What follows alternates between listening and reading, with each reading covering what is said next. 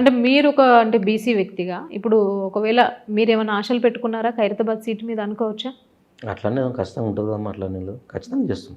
అమ్మని ఆదేశిస్తే ఖచ్చితంగా కంటెంజన్కి అన్ని రకాలుగా రెడీ అయి ఉన్నాం. అన్ని రకాలు కూడా అదే నన్ను ఏమన్నా అంటే నాగేంద్ర గురించి పర్ఫెక్ట్ తెలిసిన వ్యక్తిగా ఆయన ఎమ్మటి దగ్గర ఉండి చూసినాం. ఎలక్షన్ ఎట్లా పనిచేస్తో తెలుసు, ఏ పక్కన ప్రచారం పోతూ ఏ పక్కన మందికి కాల్ చేపిస్తూ తెలుసు. అవన్నీ చేయాలంటే ఆయన తెలిసిన వ్యక్తిగా మేము ఉంటాం ఆల్రెడీ కోసం.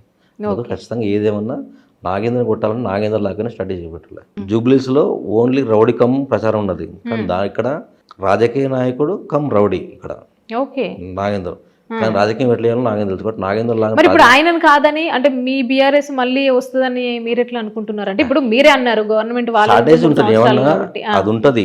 అది తెలిసిన వ్యక్తి కావాలి. ఇలా కుల సంఘాలు రేపు పొద్దులు వస్తాయి, మళ్ళీ వస్తాయి కుల సంఘాలు. ఇలా ఓసీకి ఇచ్చిన అనుకో, రేపు మళ్ళీ నాగేంద్ర బీసీ ఇంకోవాడ బీసీ మళ్ళీ ఇలా ఉంటారు.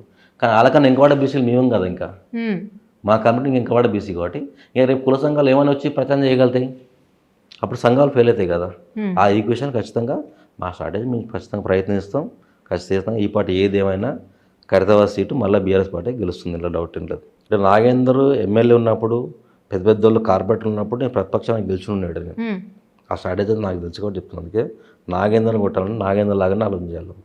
ఖచ్చితంగా నాగేంద్రని కొడతా, ఇక్కడ డౌట్ లేదు. పార్టీ అవకాశం